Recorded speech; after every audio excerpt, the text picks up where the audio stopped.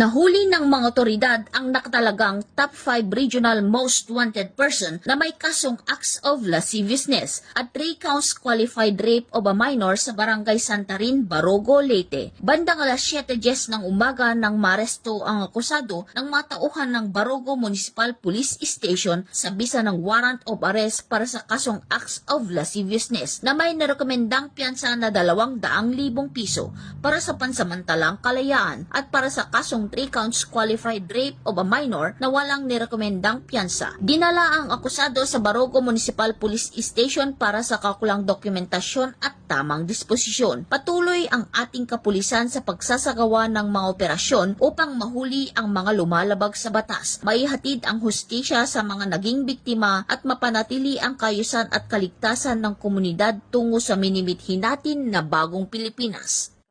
Mula dito sa Eastern Visayas, ako ang inyong PNN correspondent, Patrolwoman Palafox, alagad ng batas, tagataguyod ng Balitang Pulis.